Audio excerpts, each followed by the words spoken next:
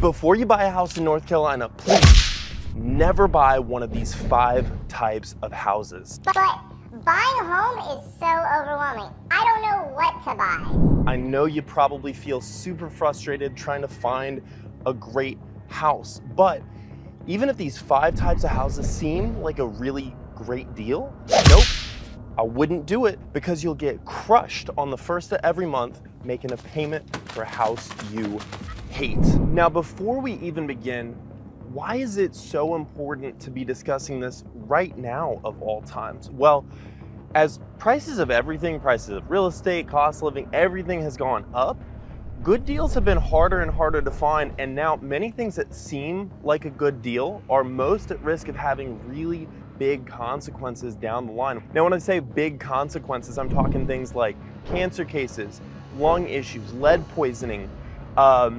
cognitive decline, behavioral issues, like really big long-term consequences that can take a long time to begin to show themselves. And homes that seem like a really great deal on the surface are most at risk of this. Now, to be fair, depending on where you're coming from, everything in the Carolinas can seem like an awesome deal. So for reference, here are the median prices of major metros across the US compared to major metros in North Carolina. Now, important clarification, is this gonna be a bunch of normie, generic answers that you can find anywhere on the web? No, it's gonna be very specific to North Carolina, and more importantly, it's gonna be specific to the tactics of what to avoid, how to identify it, and what to do instead. So what are the 5 types of houses you must avoid in North Carolina?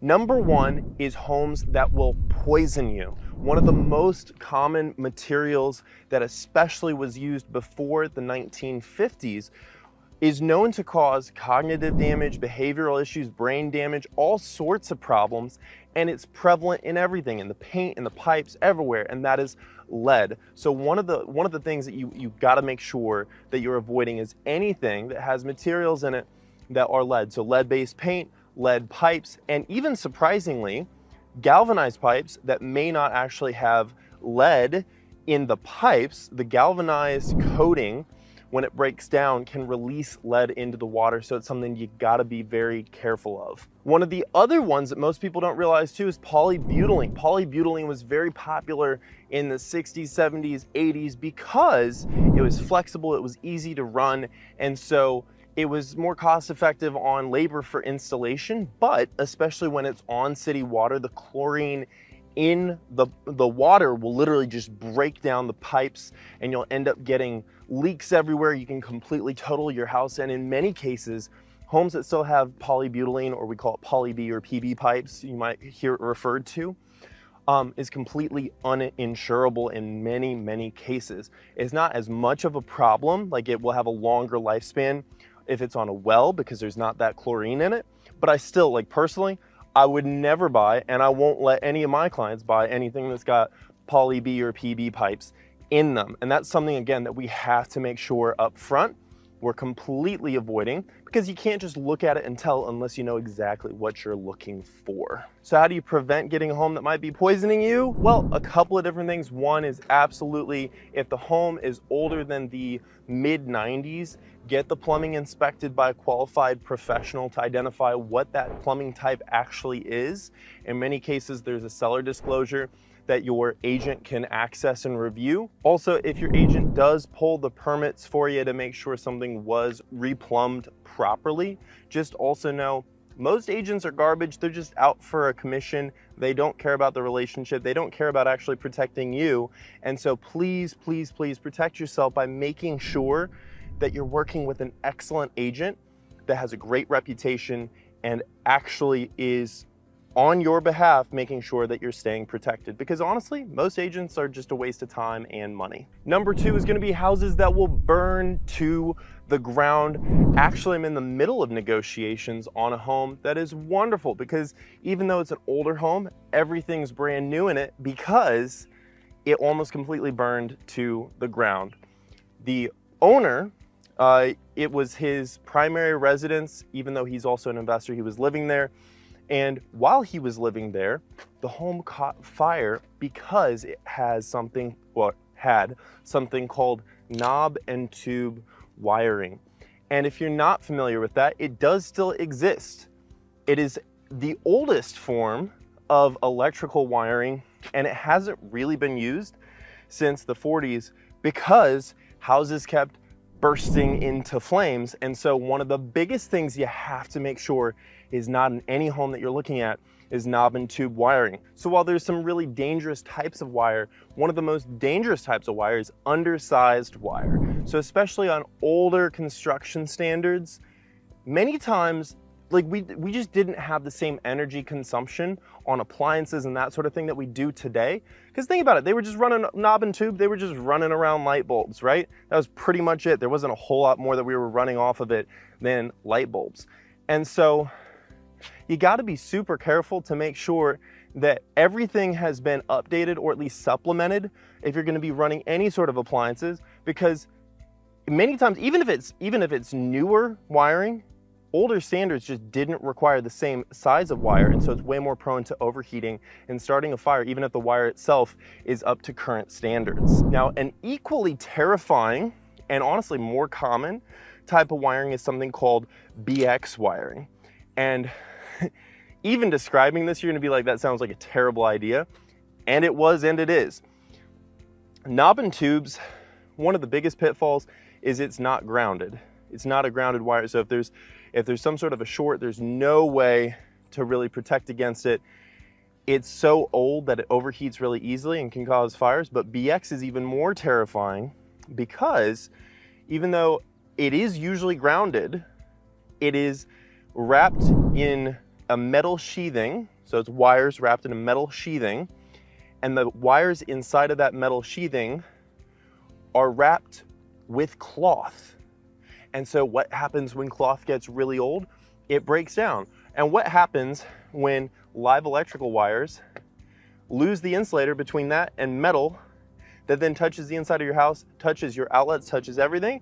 Well, guess what? It lights up like a Christmas tree, and so does everything that metal is touching, including pipes, including all sorts of things. And so BX is terrifying for that reason as well, and there's no way to identify it, even if it looks like the outlets have been updated, because there's so many handymen out there that will update things, especially for investors over the years, because many investors just don't know any better. And then all of a sudden it looks like it's brand new, but it's not. It's just lipstick on a pig. It's just a Band-Aid on a massive wound, and there's no way to even identify it for sure unless you have a qualified, licensed electrician go out and properly inspect the property. Now, if you think, or if you got an uncle that thinks that they are qualified to inspect this, please just don't do it. Have a qualified electrician. I'm actually an engineer. I am an engineer. I designed electrical circuits. I'm qualified to design electrical and electronic circuits. And I don't even, because I know that I don't know what I'm talking about. So unless you have a friend that is a qualified, licensed electrician that can give a professional opinion, don't do it, because they have no liability and they don't know what they're talking about. Also, if the home has been rewired, your agent can pull permits to make sure that it was properly permitted and inspected and is up to code and was up to code throughout the entire process. And I'm going to keep harping on this, but most agents are not worth anything and genuinely don't even know what they're looking for and what the difference is between an open permit and a closed permit. So if you're working with somebody, please make sure that they're excellent, because most realtors don't even do 3 deals a year. They're part-time. 80% of them do like 3 deals a year. Have no idea what they're talking about. So please make sure you're working with somebody that is highly reviewed, is excellent, knows what they're talking about, and really, really cares about you. Number 3 is gonna be houses that will fall down and crush you. And the first thing I got on this one is terrifying for a couple of reasons. So in the early mid to late 1800s, we'll call it, when dimensional lumber, so believe it or not, there weren't just 2x4s forever.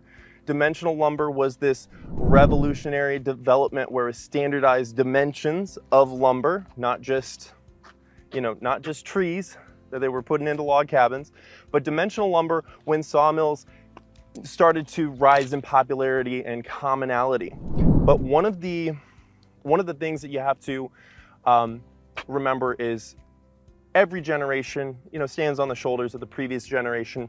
And so when dimensional lumber first came about, they used many of the similar building techniques that were used prior to dimensional lumber. And so there's something called balloon framing, where they would take one giant tree, right? So if there is balloon framing, you got to make sure that one, nothing has degraded that structure. Two, I would absolutely want it rewired. And three, there are ways you can kind of insulate in there to prevent fire from spreading in the event of a fire.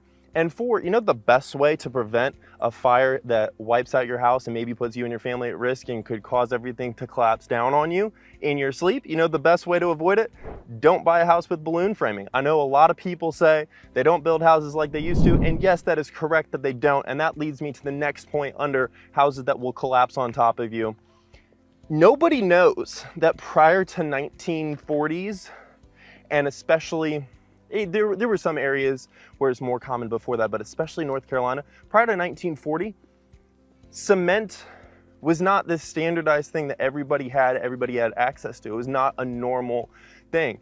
And so as a result, we just don't have concrete foundation footers, those things that are like, think about it like the feet under the house that make sure the whole thing doesn't sink or have one side of it collapse or start to sink, and then you have structural issues through the entire house. Yeah.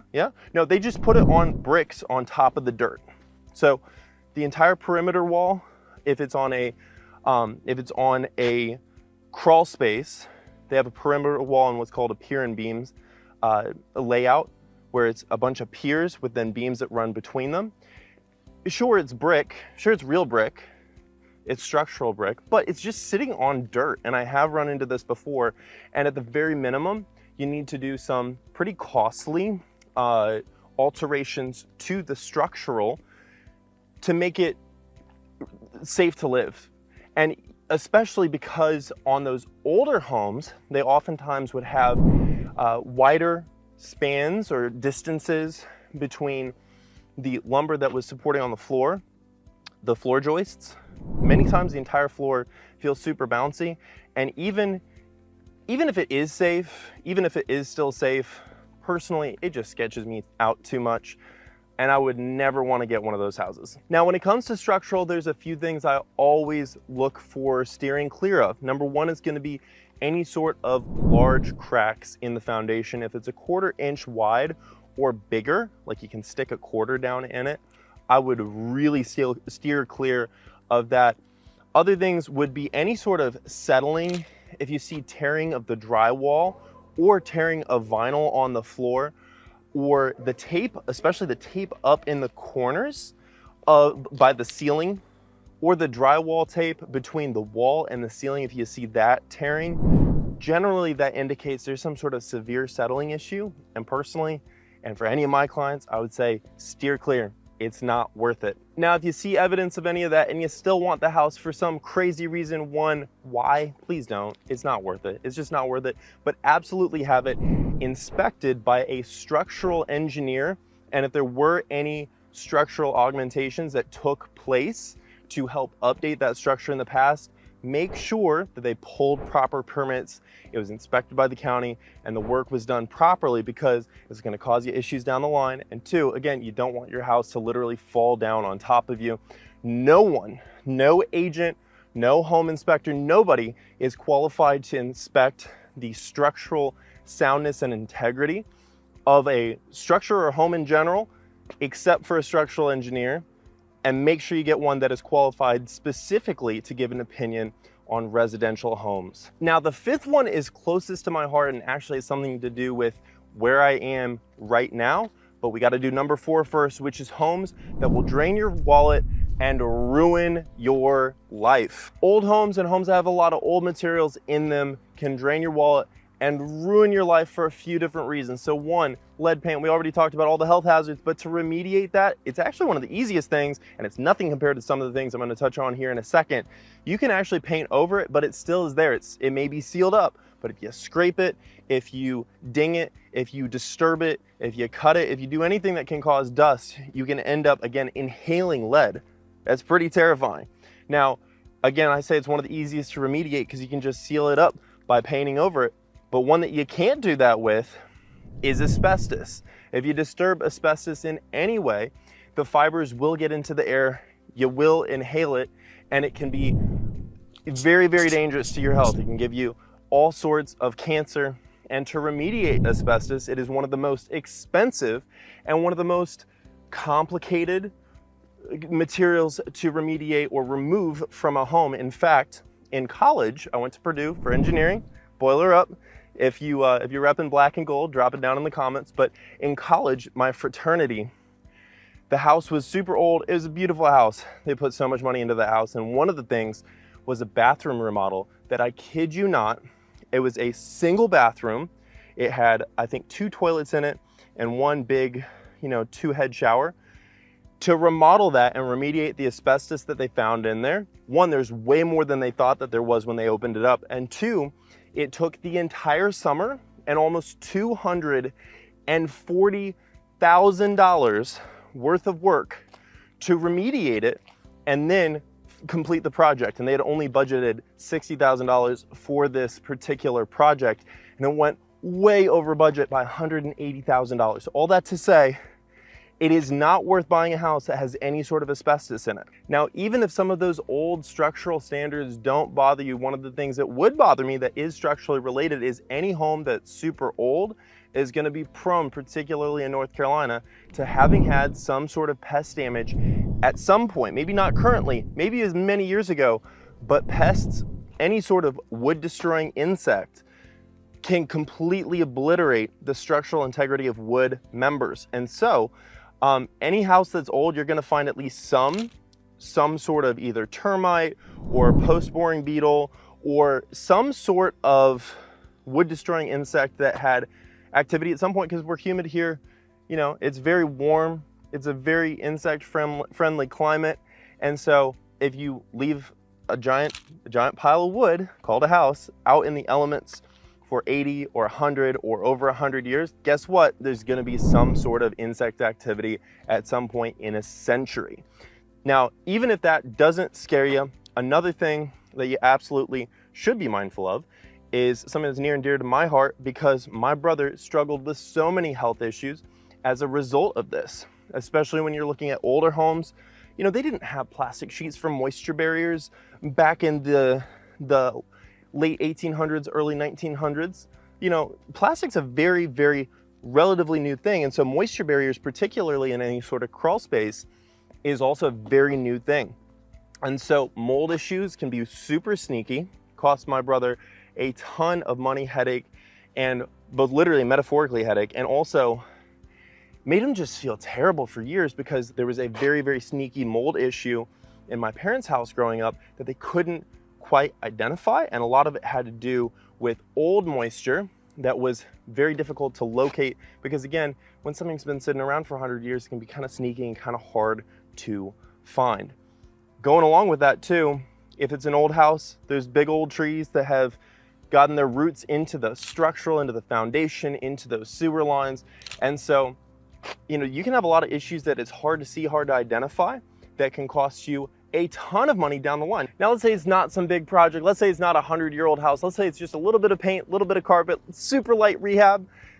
Let me tell you, there's no such thing. It always ends up being a way bigger project than you think. And so you should avoid, especially if it's your first home, and especially if you don't have extra money to budget, you should avoid any sort of big project, because those projects are really complicated once you get into them, and they're always more complicated than it seems by a lot. And also, going along with that, simple things that might not be a problem but could be expensive, you should also avoid. So that means like new roof, new HVAC, new mechanicals, rewiring a house, replumbing a house, all those sort of things. Just steer clear. I don't care how good of a deal it seems like. Once you get into that project, it's going to cost way more time and money than you think, and it's going to end up being very likely a bad deal for you. So what to do about homes that will drain your wallet and ruin your life? 2 simple steps. Number 1, confirm the build year. The build year tells you so much about the materials in the home. 95 or newer, generally safe. I've never seen anything sketchy. Anything's possible. But if it's older than that, make sure that any work to remediate asbestos or lead paint or rewire the house, replumb the house, anything like that was properly permitted and done correctly, your agent can pull the permits on that as well.